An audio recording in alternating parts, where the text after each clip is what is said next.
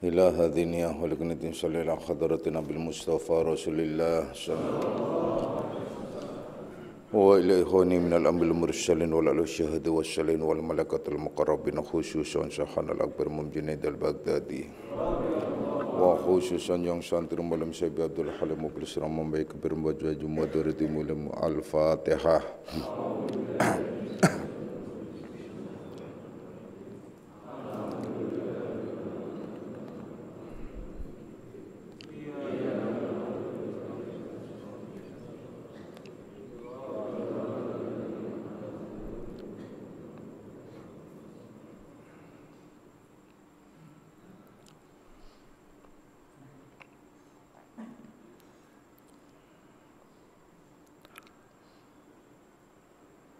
Assalamualaikum warahmatullahi wabarakatuh.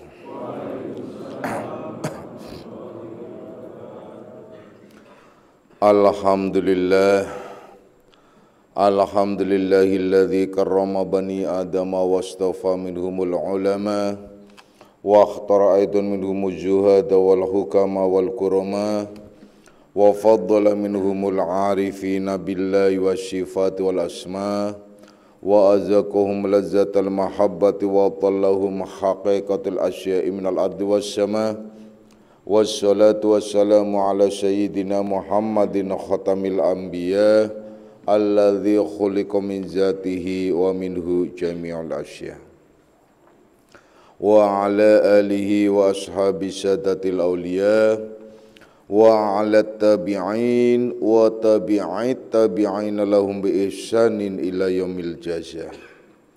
Subhanaka la ilma lana illa ma 'allamtana innaka antal alimul hakim. Wa la haula wa la quwwata illa billahil aliyil azim. Amma ba'd. Ma'asyiras salikin, kaum bapak dan kaum ibu jamaah pesantren Akmaliyah, anak-anak rohani aku semuanya, baik yang hadir secara jasmani maupun nafsani, baik yang mendengarkan langsung di pesantren Akmaliyah maupun yang melalui radio online Akmaliyah. Insya Allah mudah-mudahan malam hari ini kita bersama-sama mendapatkan limpahan rahmah, maghfirah serta hidayahnya. Amin ya rabbal alamin.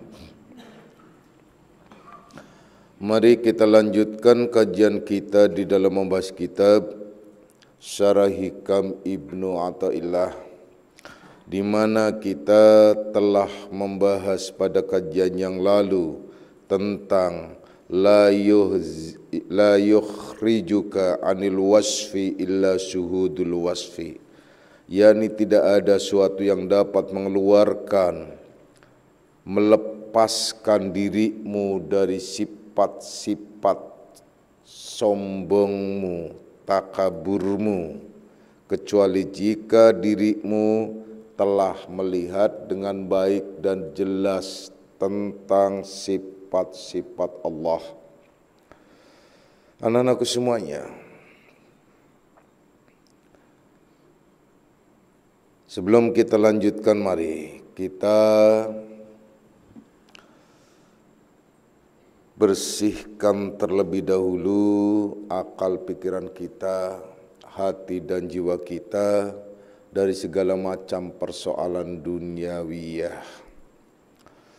Dengan demikian, insya Allah ilmu yang mengalir sampai ke dalam diri kita masuk pada golongan ilmu yang tafa'u bih. Amin ya rabbal alamin. Anak-anakku semuanya, kemudian mualif juga menjelaskan bahwasanya al-mu'minu yuzghiluhu sana'u 'ala Allahi ta'ala an ayyakuna li nafsihi syakiran wa tuzghiluhu huququllahi an ayyakuna li hududihi zakiran. Ini sudah dijelaskan juga pada kajian yang lalu. yakni bahwasanya seorang yang beriman, orang yang beriman itu sibuk, mereka itu sibuk untuk mensyukuri segala nikmat-nikmat Allah, hingga yang ada ialah lantunan puja dan puji kepada Allah Subhanahu wa taala, sehingga tidak sempat memperhatikan, memandang dirinya, memuji dirinya, sebagaimana pula sibuknya orang-orang yang menunaikan kewajiban-kewajibannya terhadap Allah sehingga lupa tentang kepentingan dirinya sendiri. Anak-anakku semuanya, kami perjelas kembali untuk kalian semua agar kalian juga bisa menempatkan diri sebagai seorang hamba Allah Subhanahu wa taala yang insyaallah golongan hamba-hamba yang dicintainya. Amin ya rabbal alamin. Di sini dijelaskan dan sudah Bapak paparkan juga bahwa hakikat orang yang beriman atau orang-orang yang telah sampai kepada hakikat iman, dia tidak kuasa berpaling dari amal. Sedangkan orang yang mencapai hakikat Islam itu tidak kuasa berhenti dari amal. Berbeda lagi dengan orang yang mencapai pada hakikat ihsan, yang tidak kuasa berpaling pada seorang jua pun. Ini kalimat-kalimat semacam ini seharusnya kalian faham, kalian mengerti, karena kami telah menjelaskan beberapa kali tentang hal tersebut. Nah, begitu juga di dalam kajian ini, bahwa orang-orang yang beriman itu dia sibuk mensyukuri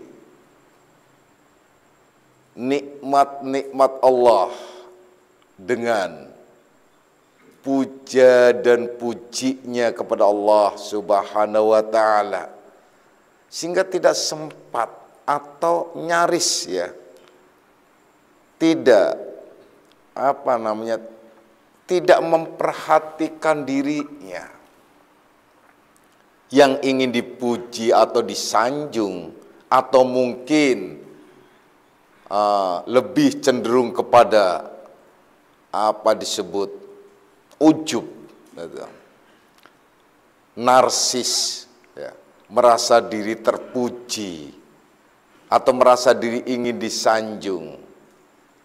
Sebagaimana pula orang-orang Islam juga, dia sibuk dengan berbagai macam pengabdian-pengabdian, terlebih lagi hal-hal yang telah diwajibkannya, sehingga ia tidak sempat pula untuk memikirkan kewajiban atau memikirkan apa yang harus atau apa yang ada pada dirinya. Ini isyarat sebenarnya. Artinya begini, jangan kalian sibuk sibuk tentang mencari-cari nikmat yang belum kalian miliki, tapi sibukkanlah kalian dengan mensyukuri nikmat yang telah kalian rasakan. Jadi jangan kalian sibuk mencari-cari nikmat atau sesuatu yang belum kalian dapat, tapi syukuri saja apa saja yang telah kalian dapat. Itu yang lebih baik, gitu. Sama juga di sini dijelaskan bahwasanya orang-orang yang benar-benar beriman kepada Allah Subhanahu wa taala, yang mempercayai tidak ada zon. Di sini dijelaskan sibuk mensyukuri nikmat-nikmat Allah.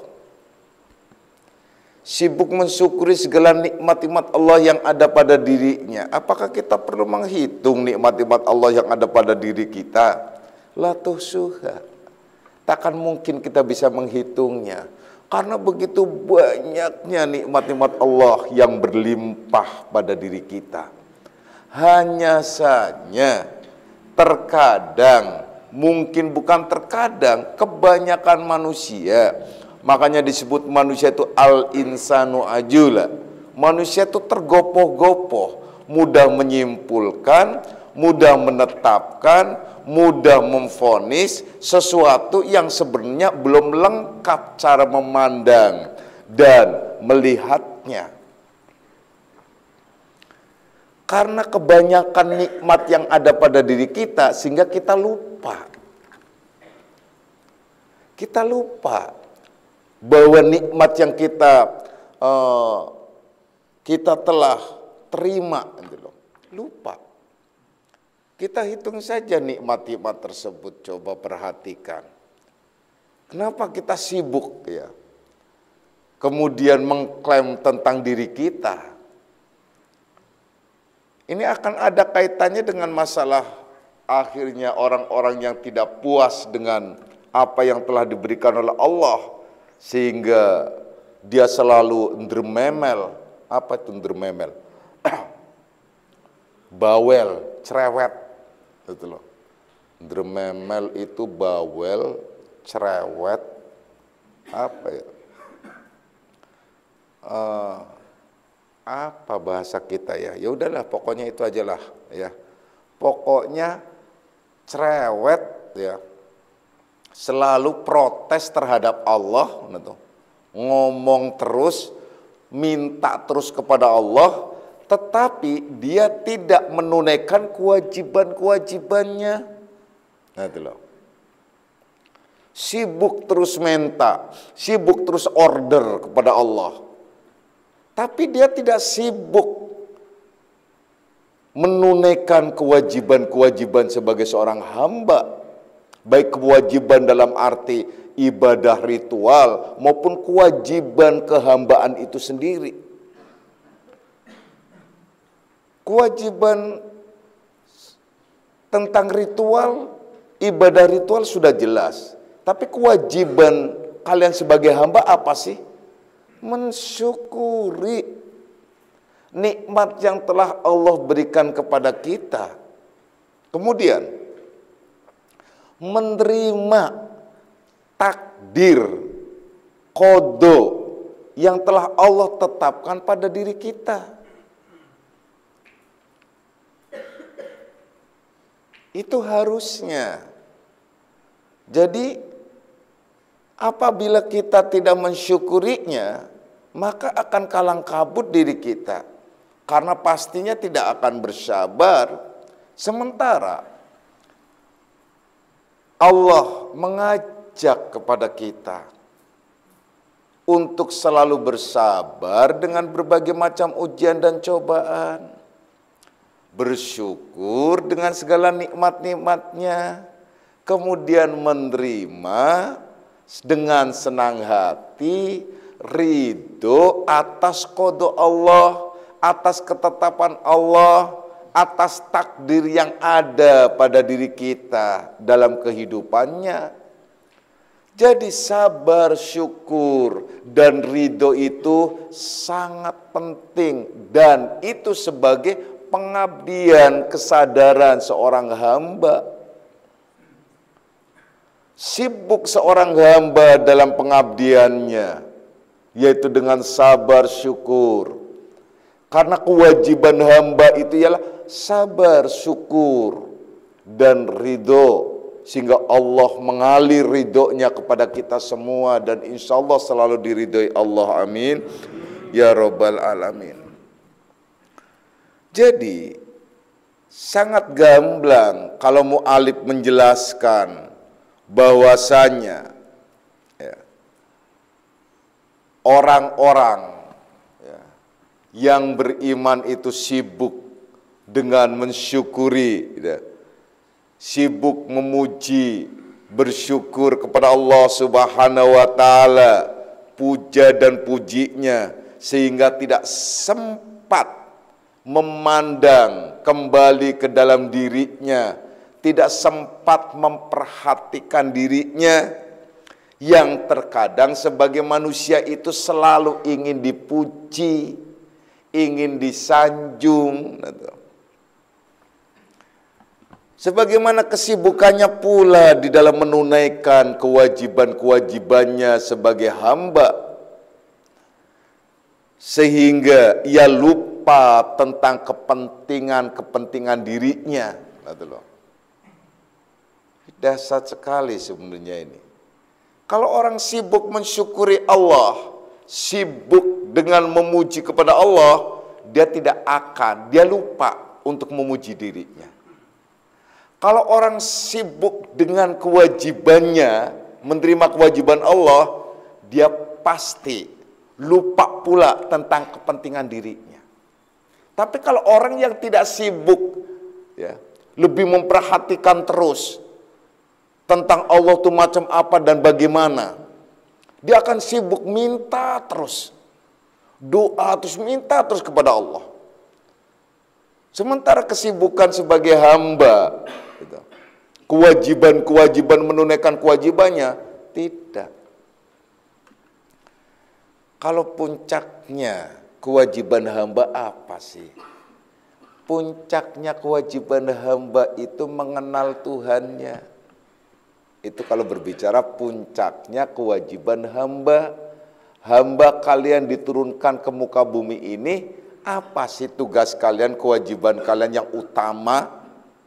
Ialah mengenal Tuhannya. Sedangkan kewajiban-kewajiban pada wilayah mutawassyid atau mubtada, mutawassyid itu ialah di mana kalian harus bersabar, bersyukur dan ridho. Kewajiban yang mubtada yang disebut tingkatan lahiriah ialah kewajiban sebagai hamba di dalam menjalankan dan menunaikan hukum-hukumnya, menjadi khalifah fil ard. Jadi kalau sudah menjadi khalifah fil ard, harus sabar, mensyukuri dan ridho, dan tahu hakikat dirinya. Yang terakhir ialah bahwa kewajiban utama mengenal tentang Tuhannya. Itu anak-anakku semuanya. Kebanyakan orang awam kan sibuk minta terhadap Allah, karena dia tidak disibukkan oleh kewajibannya, sehingga ada jeda atau ada kekosongan waktu yang akhirnya memperhatikan hal-hal lain. Bagaimana kalian akan disebut mencintai Allah kalau kalian sibuk meminta? Cinta itu tidak meminta. Bagaimana kalian disebut mencintai Allah kalau sibuk memuji dirinya, tidak memuji yang punya pujian? Cinta itu tidak butuh dipuji, tapi menyanjung dan memuji. Jadi kalau orang yang ingin dipuji, itu bukan orang yang mencintaimu. Orang yang mencintaimu ialah orang yang selalu menyanjungmu, memegang secara hati-hati, khawatir ini adalah pecah, khawatir ini adalah rusak, sehingga dijaga dengan hati-hati. Puji dan sanjung sama, bahwasanya orang yang mencintaimu itu adalah orang-orang yang selalu memenuhi dirimu, bukan meminta padamu. Dan inilah yang diungkapkan kembali oleh mu'alif tentang laisal muhibbul ladzi yarju min mahbubihi iwadu aw yatlubu minhu gharad fa innal muhibba may yabdhulu laka laisal muhibbu man tabdhulu lahu. Jadi laisal muhibbul ladzi yarju min mahbubihi iwadu. Jadi bukan seorang yang mencintai itu yang meminta apa-apa yang ada pada yang dicintai. Tetapi yang sesungguhnya orang yang cinta kasih itu ialah fa innal muhibba may yabzulu laka, ialah orang-orang yang berkorban untukmu. Laisal muhibbu man tabdulu lahu, bukannya orang yang mencintaimu itu orang yang selalu meminta atau meminta pemberian apa-apa yang ada padanya.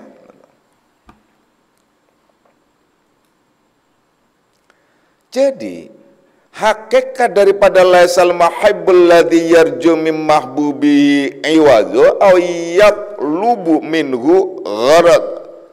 Jadi bukan orang yang mencintai itu yang meminta apa-apa dari yang dicintai, tetapi sesungguhnya orang yang cinta kasih itu, ya, orang yang ada padanya cinta kasih itu ialah fa innal muhibba may yabdhulu laka, yakni ia orang yang berkorban untukmu. Laisal muhibbu man tabdulu lahu, bukan yang engkau memberi apa-apa kepadanya.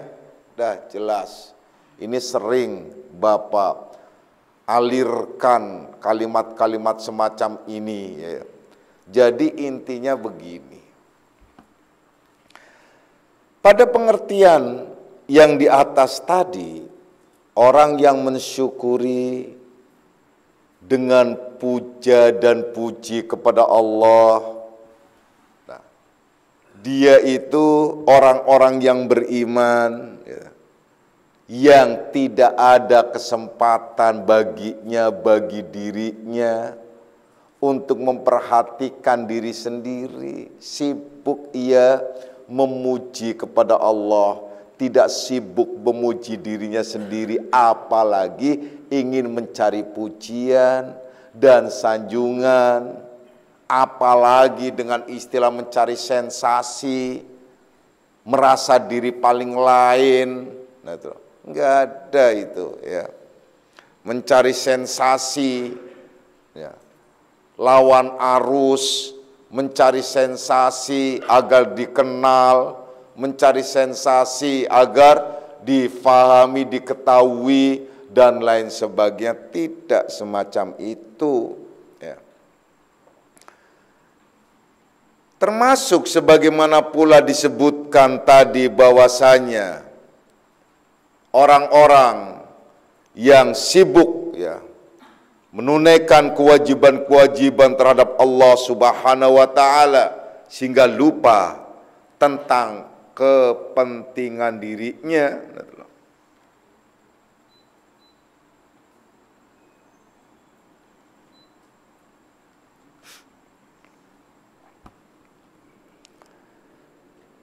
Anak-anakku semuanya, kemudian dijelaskan kembali akhirnya pada pengertian tentang cinta di sini. Jadi hakikat cinta, orang yang mencintai, jadi, itu ialah orang yang selalu memberi, bukan meminta. Singkatnya semacam itu. Bukan disebut orang mencintai apabila ia selalu meminta. Orang yang mencintaimu ialah orang yang berkorban untukmu, bukan kamu yang memberi kepadanya atau mencukupkan kebutuhannya, bukan. Sebagaimana Allah Subhanahu wa ta'ala mencintai hamba-hambanya dengan sifat Rahman Rahimnya. Cinta yang mengalir pada diri kalian, cinta yang mengalir pada diri kita, itu dalam bentuk romantika kasih sayang. Sedangkan cinta yang mengalir dari Tuhannya ialah dalam bentuk sifat Rahman Rahim yang nyata pada perwujudannya. Wahai anak-anakku semuanya, renungkan baik-baik. Karena banyak sekali orang yang berlindung, berselimut dengan cinta, padahal dia berselimut dengan nafsu.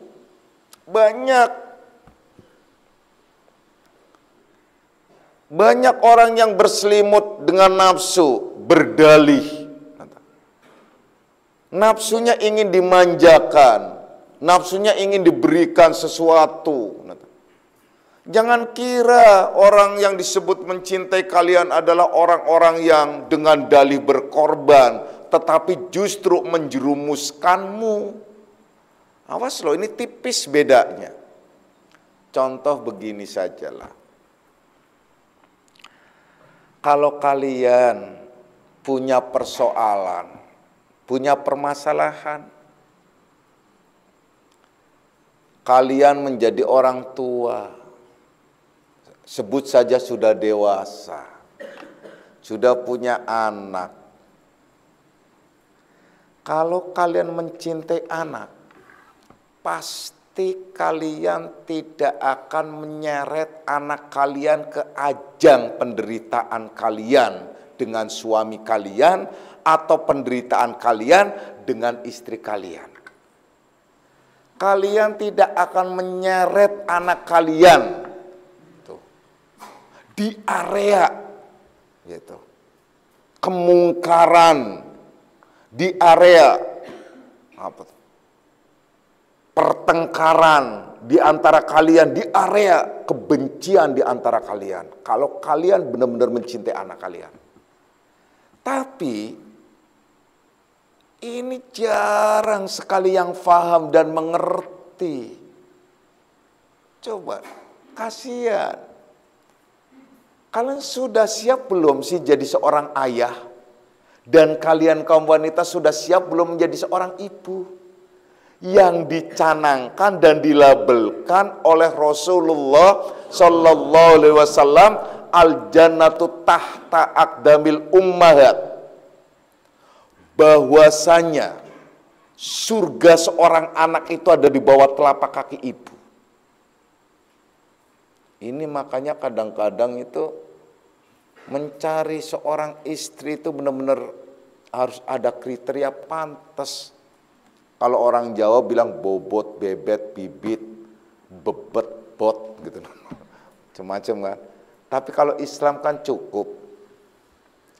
Kenapa dicintainya atau dinikahinya seorang wanita atau kebalikannya laki-laki? Karena cantiknya, karena keturunannya, karena hartanya, atau karena agamanya. Syukur kalian dapat empat-empatnya. Istimewa. Siapa ini? Seperti Rasulullah Sallallahu Alaihi Wasallam dapat Khadijah. Cantiknya iya. Khadijah itu adalah wanita janda umur 40 tahun punya anak 2 ya. Janda punya anak 2 gitu ya. Jadi Rasulullah itu adalah termasuk golongan orang yang mendapatkan bonus buy one get two. Jadi beli satu dapat ya tambahan 2 itu loh. Jadi kalau kalian ya menikah ya itu ada yang buy one get one, ada yang buy one. Kalau istri saya buy one get more.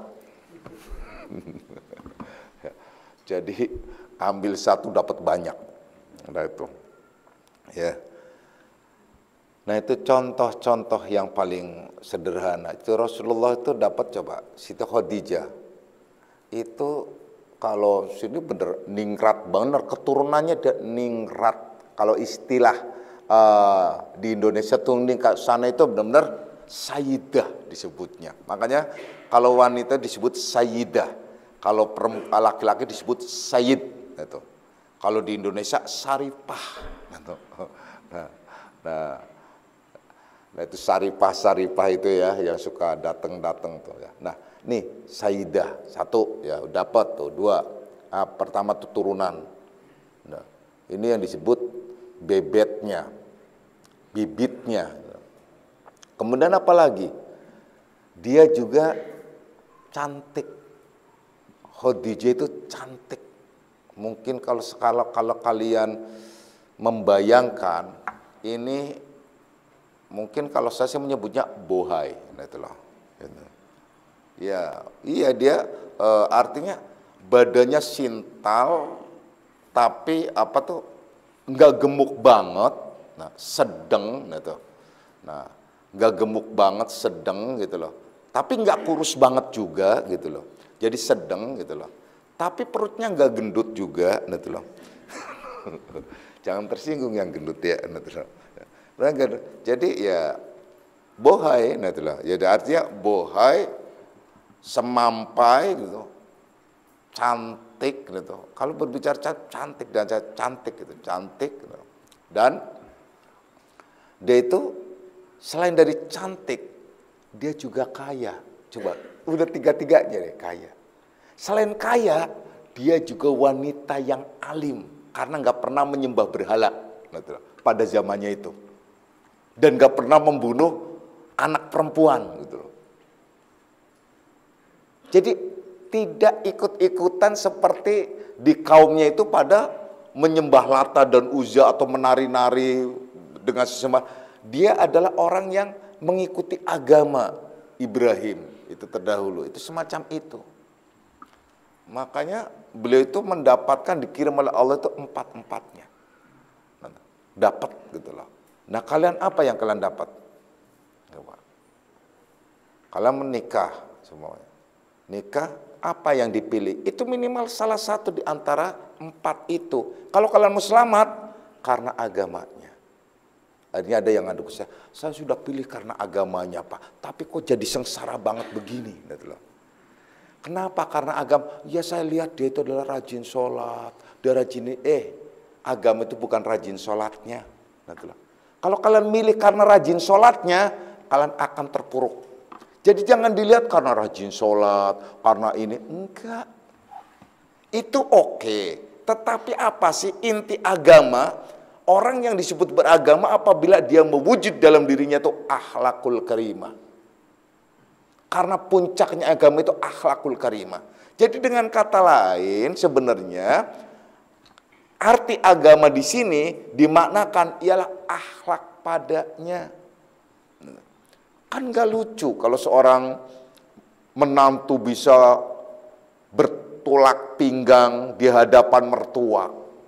Wow, dengan mencaci maki. Ya Allah, saya pikir.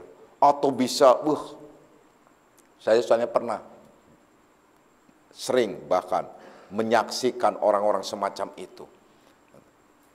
Itu salah satu contoh. Jadi akhlak ini karena seperti Rasulullah sallallahu alaihi wasallam yang menyatakan innama bu'aistu liutammima makarimal akhlak. Sesungguhnya aku dibangkitkan ke dunia ini ialah untuk menyempurnakan akhlak yang mulia. Jadi jangan kalian mengklaim diri kalian beragama, apalagi mengklaim diri kalian orang ahli tauhid, ahli hakikat, sementara akhlaknya itu rusak. Akhlak macam apa sih?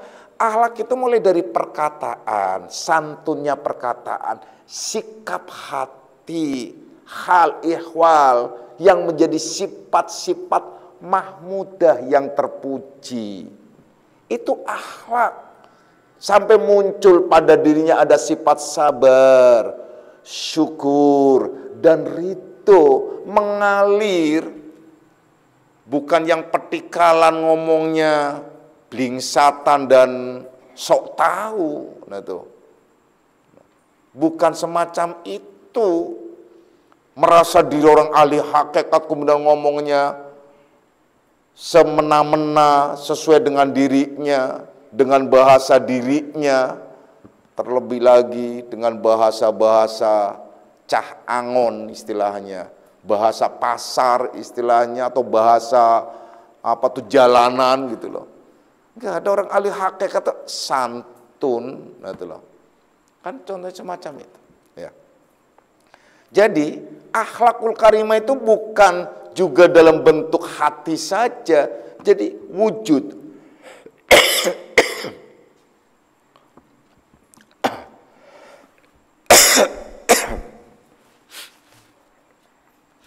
Coba renungkan baik-baik. Bagaimana kalian akan disebut orang yang beragama kalau tidak nyata akhlak kalian? Akhlak yang jelas-jelas itu mewujud, ialah akan menjadikan uswatun hasanah. Yang disebut uswatun hasanah ialah berarti contoh yang real di hadapan kita, yang bisa kita lihat. Bagaimana kalian bisa mencontohkan diri dalam wujud yang mutlak sebagai perwujudannya? Ialah apa sih?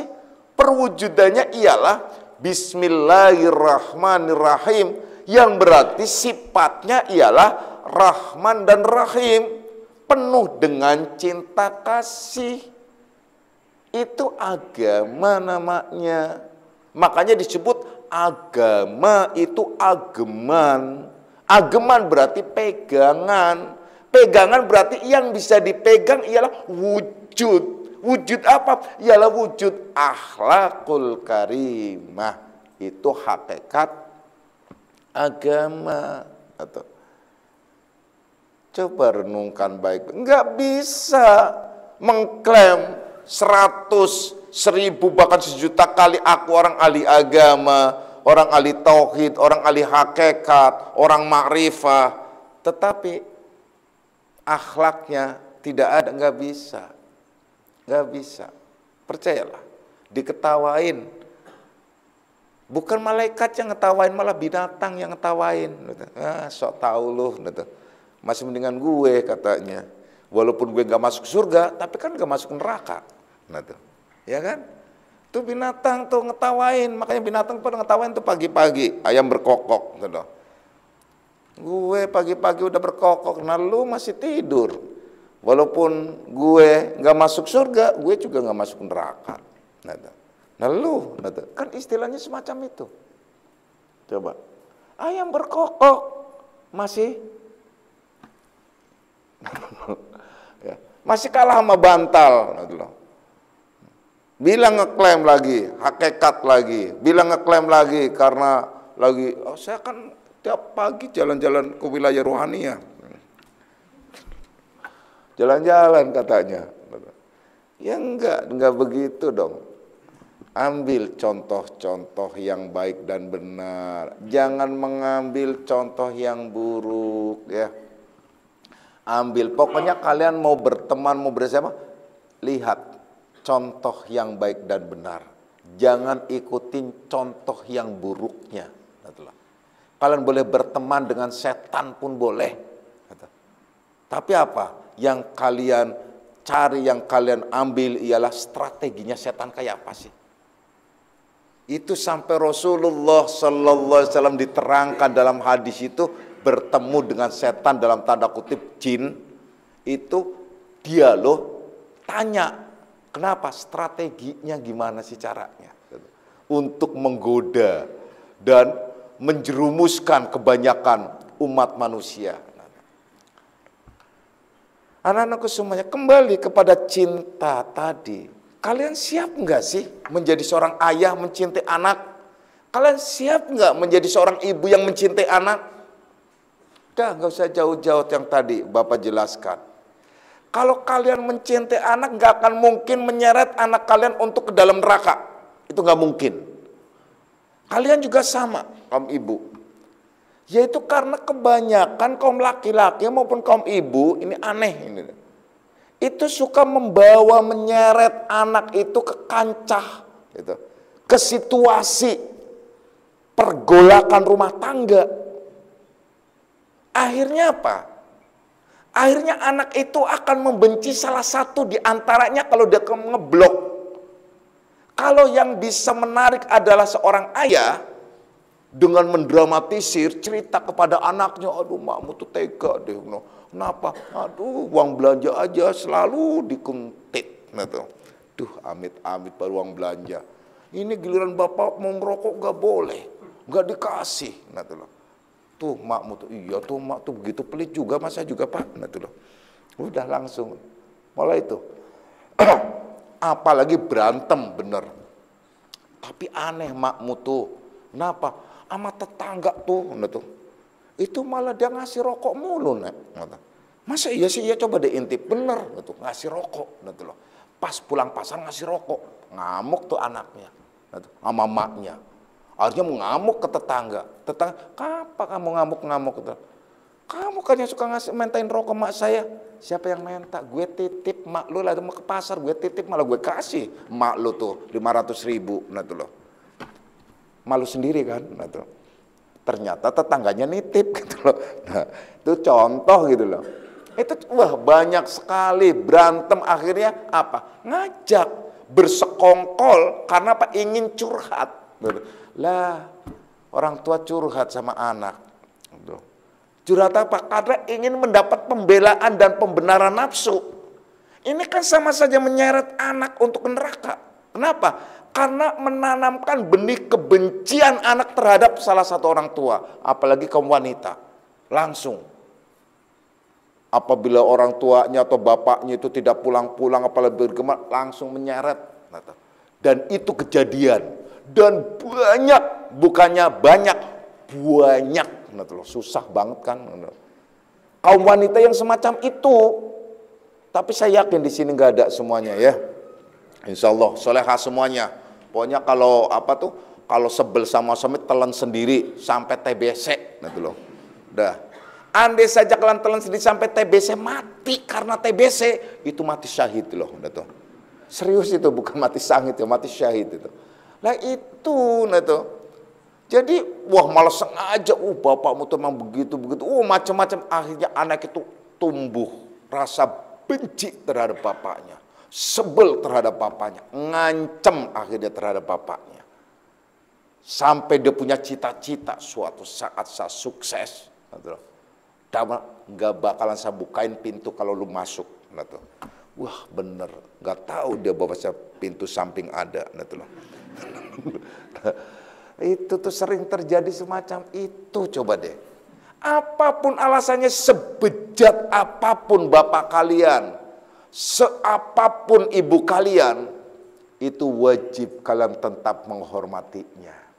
Nah, apabila ada di situasi kalian, di mana kalian itu adalah punya masalah, dan orang tua ada di dalam pemeliharaan kalian. Coba kalian lihat di dalam surat Al-Isra tuh. Wa qadha rabbuka alla ta'budu illa iyyahu. Aduh lah, panjang deh. Sampai akhirnya jangan kamu katakan wala uffin, jangan kamu katakan wala tanharhuma, dan jangan kamu bentak-bentak keduanya itu orang tua itu kalau di dalam asuhan kalian. Wa qul lahuma qawlan karima, katakan kepada keduanya perkataan yang mulia-mulia. Ada perkataan yang indah-indah, yang menyejukkan. Itu seharusnya. Nah, kemudian kalau orang tua kalian menyeret, ini nggak ada. Jadi bohong itu, dia bilang saya sangat karena saya mencintai anak, karena anak itu adalah aset satu-satunya, aset neraka. Ya bukan begitu dong, bukan berarti harus diseret untuk diajak sama-sama benci. Sadar atau tidak tuh udah meletakkan, dan yang pertama kali akan masuk neraka itu wanita yang semacam itu. Awas, hati-hati loh. Itu pasti. Nah, insya Allah bahasa awam, bahasa yakinnya itu pasti. Sama seperti orang Indonesia yang banyak menyesatkan seumpamanya. Sama itu. Ya. Jadi orang tua yang pertama kali masuk neraka ialah orang tua yang menyeret anaknya ke dalam neraka. Itu oleh karena itu sejahat apapun bapaknya anak-anak kalian, jadikan anak itu memandang bapaknya seorang pahlawan. Begitu juga sejahat apapun wanita ibunya, maka biarkanlah anak itu memandang bahwa ibunya itu adalah benar-benar ibu yang sangat amat penuh dengan cinta kasih, seolah bidadari yang turun dari langit. Udah, itu istimewa banget, harusnya tuh semacam itu. Jangan diseret.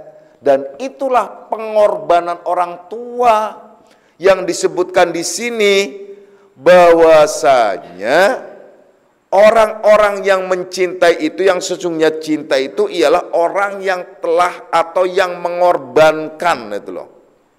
Fa innal muhibba may yabdhulu laka. Orang yang benar-benar mencintaimu itu orang-orang yang benar-benar berkorban untukmu. Jadi orang tua yang mencintai anak ialah orang tua yang berkorban untuk anaknya. Seorang istri yang mencintai suami ialah berkorban untuk suaminya. Suami yang mencintai istri berkorban untuk istrinya. Nah terus kalau sama-sama mencintai, sama-sama berkorban. Nah kalau sama-sama berkorban, siapa yang dikorbankan? Dua-duanya saling ngorbanin, udah gitu aja, gampang udah.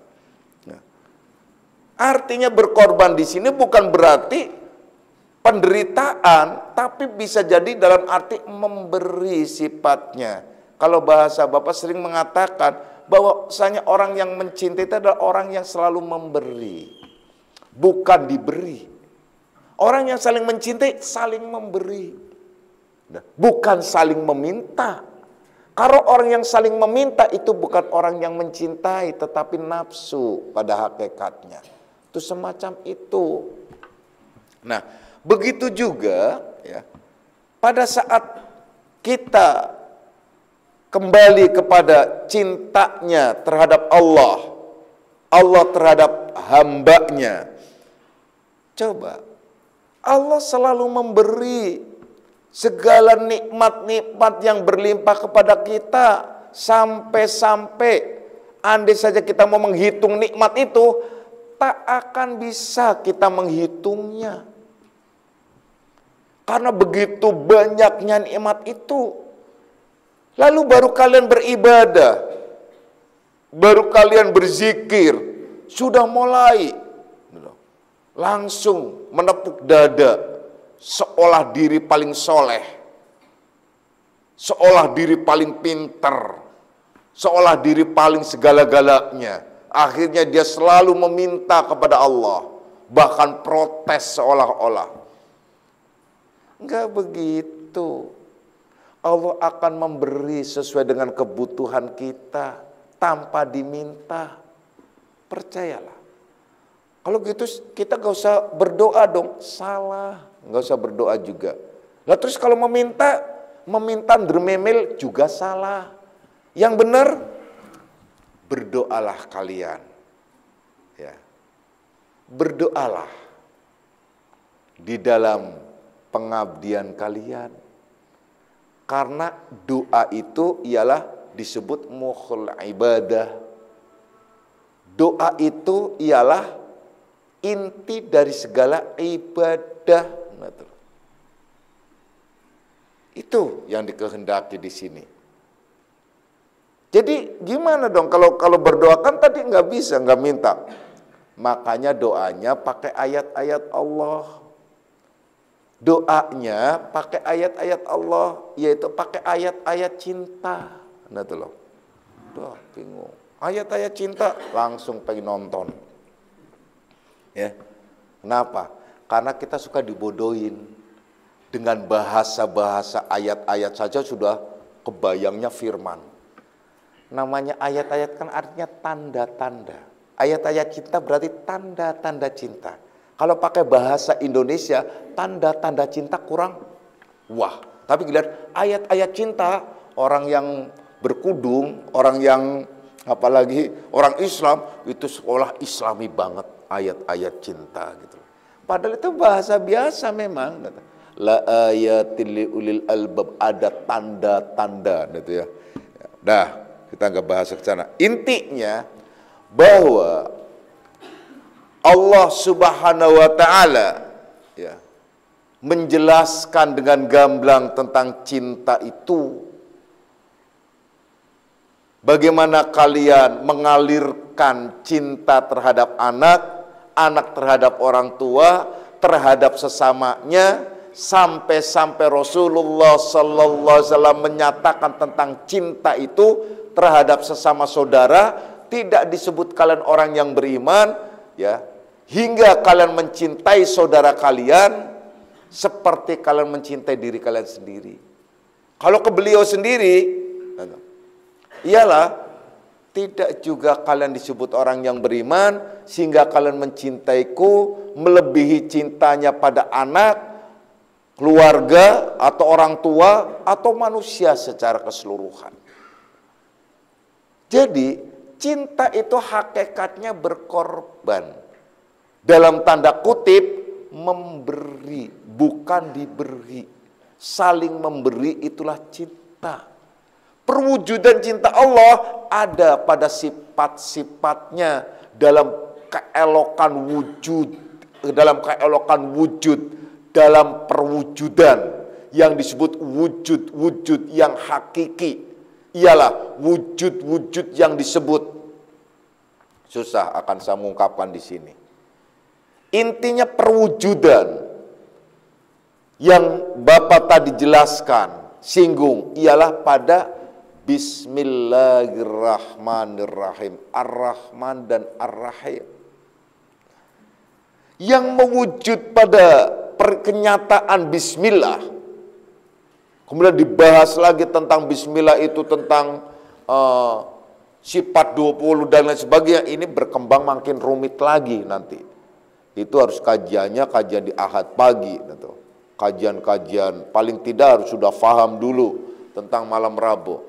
Intinya ialah kalau kalian tidak bisa melihat nikmat-nikmat Allah yang ada pada diri kalian, paling tidak kalian juga melihat tentang Rahman Rahim Allah yang menyatu, yang ada pada diri kalian sebagai contoh getaran cinta yang ada di dalam diri, simpatik yang ada di dalam diri. Itu semua adalah aliran sinar cahaya. Kalau diumpamakan cahaya dari sifat Rahman Rahimnya.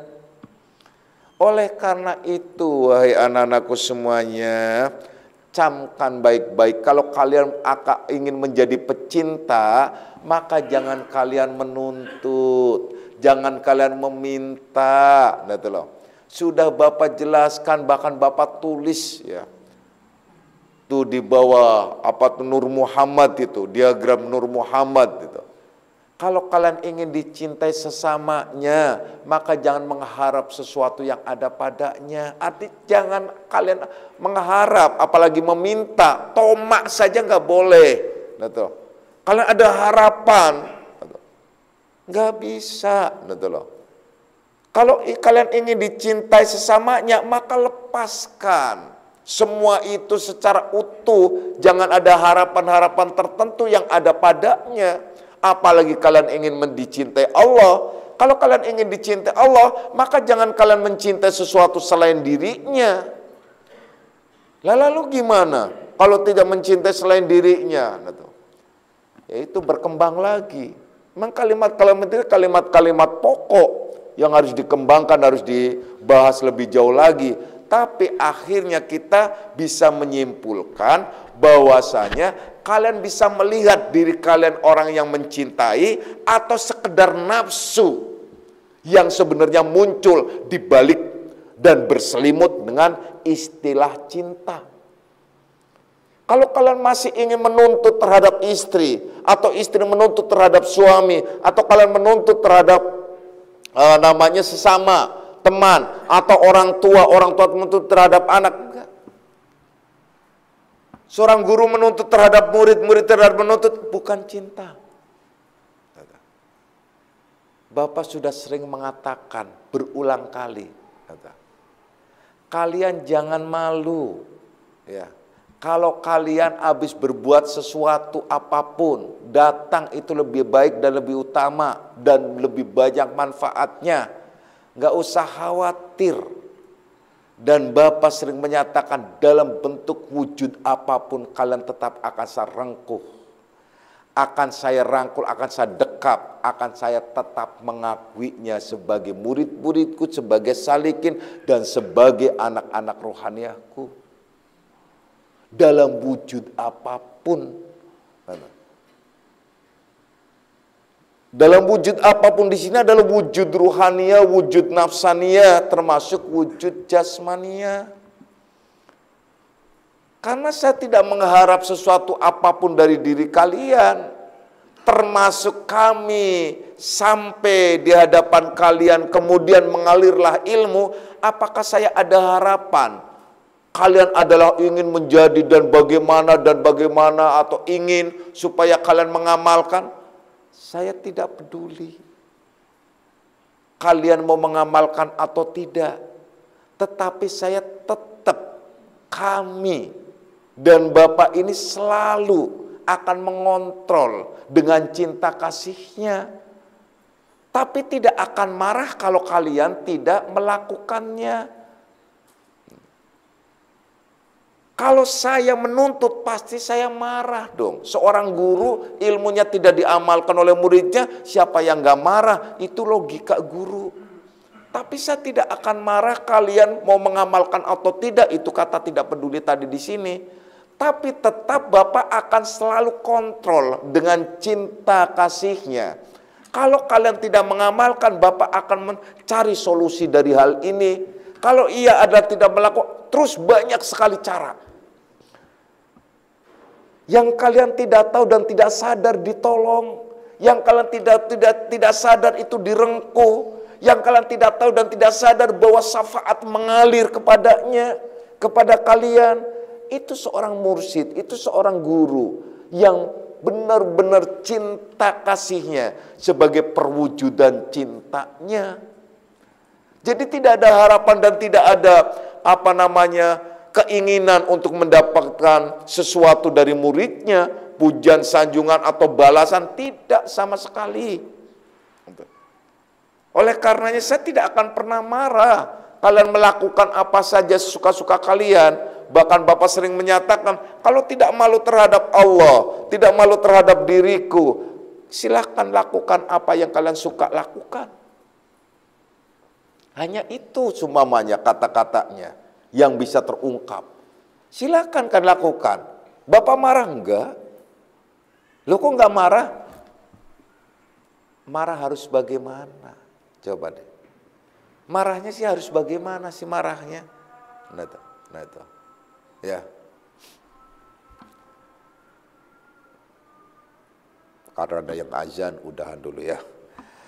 A'udzu billahi minasyaitonir rajim. Bismillahirrahmanirrahim. Raditu billahi rabban lamidinan wa bi Muhammadin nabiyya. Raditu billahi rabban lamidinan wa bi Muhammadin nabiyya. Raditu billahi rabban lamidinan wa bi Muhammadin nabiyya. Asyhadu an la ilaha illallah wa asyhadu anna Muhammadar Rasulullah. Hadanallahu ikum ajma'in wa lafu minkum. Wassalamualaikum warahmatullahi wabarakatuh.